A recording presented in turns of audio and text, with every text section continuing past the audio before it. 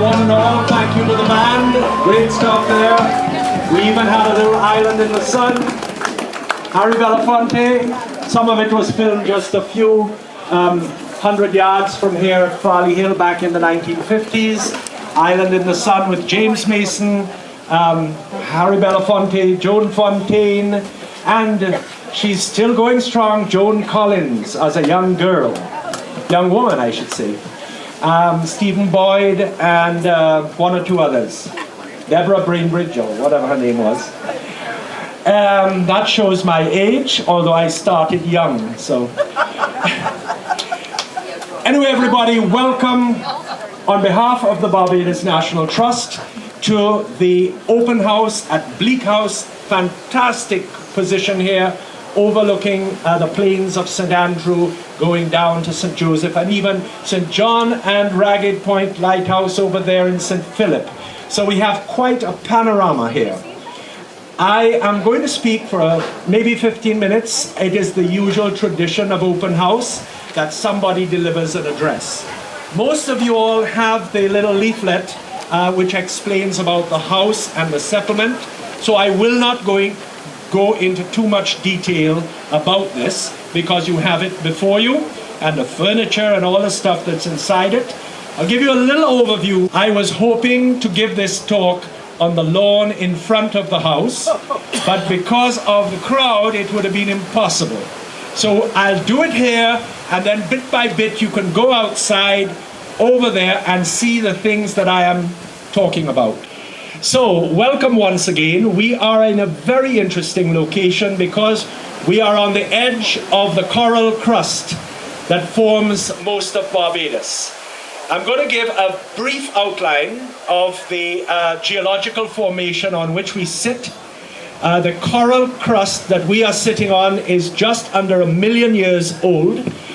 It is part of the upper level of Barbados. There are a number of layers because what we are looking at to the east over here is in a way the underbelly of Barbados. It is the folded sedimentary layers that were once way down on the seabed in this part of the Eastern Caribbean. The sediment that you see there flowed out of the rivers, the mainland rivers of the Orinoco and rivers along northern Venezuela, and the silt came out in layers and landed on the seabed. Back to the west of us was the Caribbean plate moving like a blade of a bulldozer forward in this direction. In fact, it moves forward at about 1 centimeter a year. And what essentially it is doing, it is pushing Barbados in front of it. The lines of volcanoes that run all the way from Grenada up to Saba in the Dutch Antilles, these are the evidence of that edge of the tectonic plate, the Caribbean tectonic plate. And beyond it, almost 100 miles, was formed this island, very unusually an oceanic island, really no volcanism in Barbados at all, but created by the volcanoes that happened 100 miles behind. So just imagine we're sitting on this crust of coral, which is lying on top these folded layers of sediment and clay, and we are sailing out towards Africa at 1 centimeter a year. Okay, good. And on the edge of this crust, this house was built in the 1860s. Now, what I want you to do later on, not all at once, but bit by bit, is to go out in front of the house or out in this lovely little gazebo here and look at that panoramic view. And as you look down to the southeast, you will see the beginning of the coral cliff running in a horseshoe beneath us and all out into St. Peter, up in this area here. So as the land was pushed forward and the sediment rose to within the sunlight of the surface of the ocean, the coral reefs began to develop. And as the motion of that force continued forward, it pushed those coral reefs up above the surface of the ocean. Of course, the coral died, but different layers emerged. So you have down on the west coast your seashore and then your first terrace, and you move in from that and you get your second terrace, and here we are sitting at the top looking east, but the exposed area is beneath us.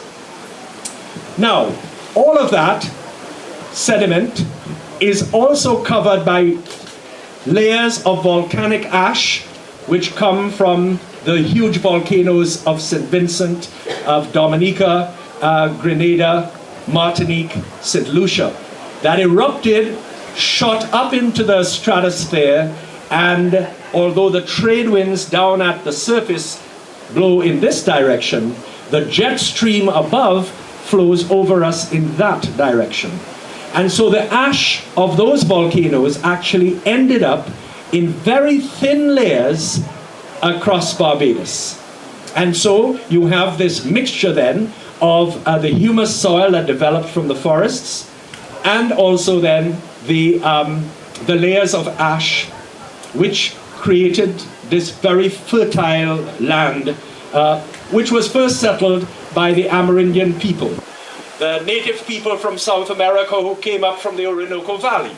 And they followed the currents, the Guyana current, South Equatorial current, hitting the coast of the Guyanas, flowing up through these islands here and bringing all of the native trees and plants and animals to land on Barbados. I'm talking about particularly things like reptiles, lizards and the rest, some crustaceans, and particularly the native trees that took root on Barbados, and I'm going to talk about that a little later, because that's another feature that's happening beneath us here.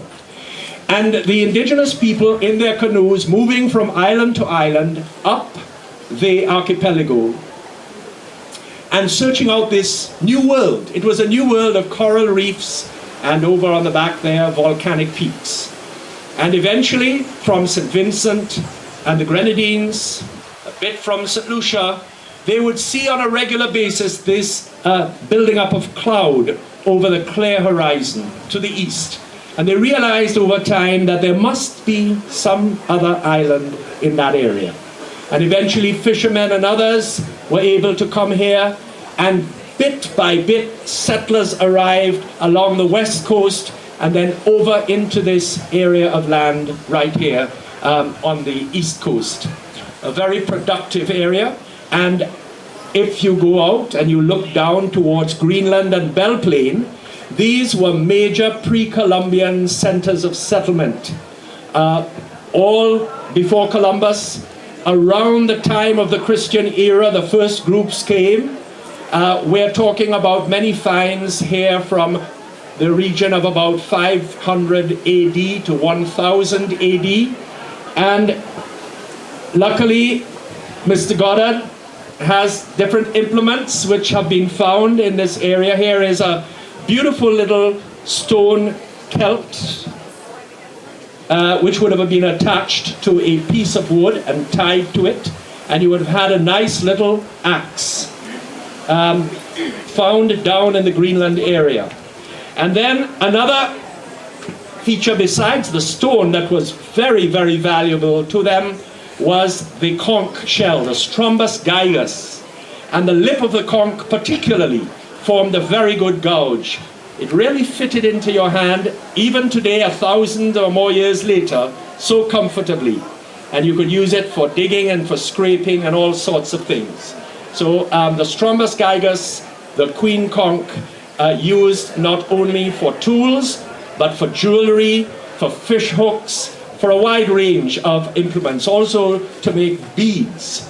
And they would have populated the flat areas coming in below us here, and their villages were situated throughout this area, the sea there with its reefs and all, and the land on which they mainly grew cassava and maize, corn, and a number of other crops.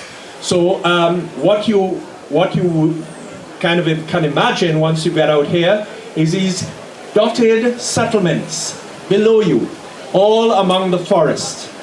which they grew in a manner that they had used in South America, the slash and burn agriculture.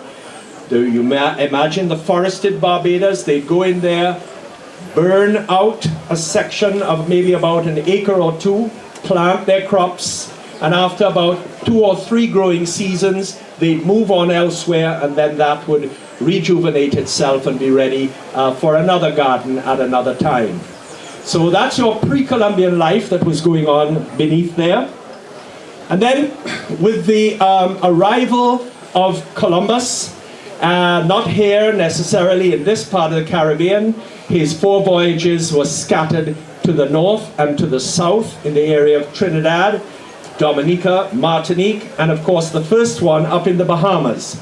So he missed Barbados, but others who were heading down to Brazil after Amerigo Vespucci and all those others found Brazil and the mainland, they were passing across here to get directly to Brazil, and now and again would see these hills of the east coast of Barbados come around into the lee and land. The Portuguese left hogs that populated the place, but also the Spanish from about 1503 and particularly in 1511 sent raiding parties down to these islands to exterminate the indigenous people who were attacking their new colonies in places like Puerto Rico and Hispaniola. And so these edicts were issued that the Spanish had complete right to go and capture and sell duty-free the natives of these islands. And that is when, in 1511, in those declarations, we get the first inkling of the name Os Barbados, that Barbados was included in that list of islands. And so when the English arrived here to settle in February of 1627, they did not find any indigenous people here. Remnants of their presence, yes, but certainly no indigenous people. There were visitors coming back and forth for natural resources from St. Vincent and St. Lucia. So they did come back and forth from those mountainous islands.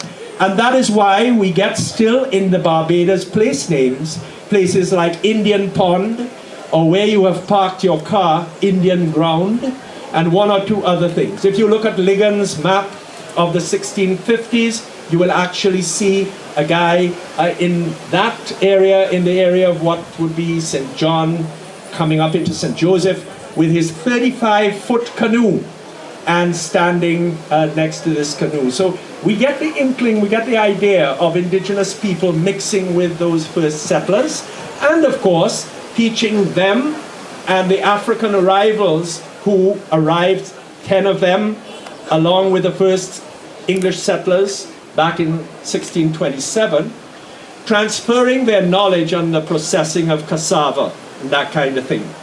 And so these areas here were also, during the area of settlement, areas for growing cassava, sweet potatoes, and corn. And gradually we get that settlement taking place from the west coast and coming up over into these lands. Very unstable lands. This parish of St. Andrew, even in the 1770s, was considered one of the poorer parishes of Barbados.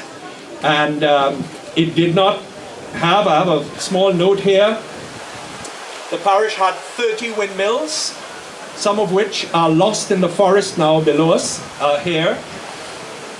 It only had 1 4-wheeled carriage and 2 2-wheeled carriages. Well, you can understand, one, from the kind of poverty of the parish, but also the terrain. I mean, how easy was it to ride up this hill from Belle Plaine in a 2 or a 4-wheeled carriage? So there was a limit here. Compare that with St. Michael, that had 47 4-wheeled carriages and 147 2-wheeled carriages. So life was hotter, brighter, and far more colorful down in St. Michael. Here was really countrified. Lots of small holdings of poor whites living on the ridges, and some plantations, if you have 30 mills here in 1773, you're talking about 30 small plantations. When you go out onto the terrace and look across to your left, you will see the mill wall of Morgan Lewis. So that's one of those surviving. Burnt House had its own mill and factory as well, just over the edge here, down in that direction. But because of the slippage and sliding, in 1938 there was some very heavy rains, and part of the buildings, that was the, particularly the cattle, the buildings holding the cattle, slipped downhill 150 feet. So it was, a very, up to today, you drive on any of these back roads in St. Joseph and St. Andrew, and you will see that the roads themselves are slipping all the time. And the less people that live here, the less the Ministry of Communications and Works bothers to repair the roads. So that's what's happening. The other important thing to look at when you go out there again is from north to south, not a blade of sugarcane will you see in this whole area. This is the new transformation of Barbados that we are living through today. It is Barbados as sugar declines, and the crop this year, later and later beginning processing. Processing will start in March rather than in January. And as the crop declines, the forest is taking over. So that today, Barbados has more forest today than for the last 300 years. We are going back into the 17th century, particularly as we look down onto this part of Barbados. The River Tamarind, first of all the tall grass, and then the River Tamarind is the pioneer, and close up behind it is the Cecropia, that is the trumpet tree, and you will see all along the edge a clusia, which has long roots. You find them in the gullies, but now you're finding them all in these areas here. The long roots from which, in the days of sugar and slavery, they made the dung baskets, the thick roots that were woven for baskets. So we see what's happening there beneath us is the reordering of the natural life of Barbados taking place before our very eyes. You'll be looking down the valley. There are a number of springs here. You see a few ponds as well. Just straight ahead, you will just see the tip of the St. Andrew's Parish Church. The St. Joseph Parish Church, which is further south, is now abandoned because just like the old sugar works here, it's slipping down the hillside and cracking away. When you go outside, you'll see another feature of the 21st century landscape, and it is the cell phone towers dotting the ridges, particularly along this coral crust here. But there's one special one over at Bissett's on the site of the abandoned District F police station. Very tall, it looks like a tower, but you've got to go close to it to realize what they were trying to do was disguise it as a pine tree. So if you go close to Bissett's, you'll see this tower going up and lots of artificial branches sticking out. I mean, it fools no one, but it was a good effort, to try to disguise it. But once you go out there or onto the veranda, you'll see it against the skyline right there. One of the things that St. Andrews grew a great deal, even when sugar was very active here in Barbados, it grew a lot of pineapples. In 1773, we have Joseph Senhouse, who was a magistrate and planter here, referring to the main production of pineapples here in St. Andrew. And we know that just 2 decades before, George Washington was here on a brief visit of about 6.5 weeks with his ailing brother, and the fruit he loved most, and the fruit that he had tasted for the first time, was this pineapple. And it came from here, Barbados, and it was a thrill for him. So we know that the pineapples were being grown here. Cassava was still being grown to feed both the plantocracy and the enslaved, and other cashews as well, the cashew nuts, for instance, very common in the St. Andrew area. Now, we mentioned those 30 mills, 30 plantations, and along with them, as sugar expanded after the 1640s, the whole social pattern of Barbados changed. Another big demographic change, because sugar required a massive amount of labor, and the indentured laborers that they had brought from Ireland and Scotland, the Monmouth rebels, and all the others that were sent out by Cromwell, Oliver Cromwell said, "Beware that I do not Barbados an unruly man." So to be Barbados became a verb. You know, you will be Barbados. And so a number of people were Barbados. But those indigenous labor were not sufficient for the growth of sugar.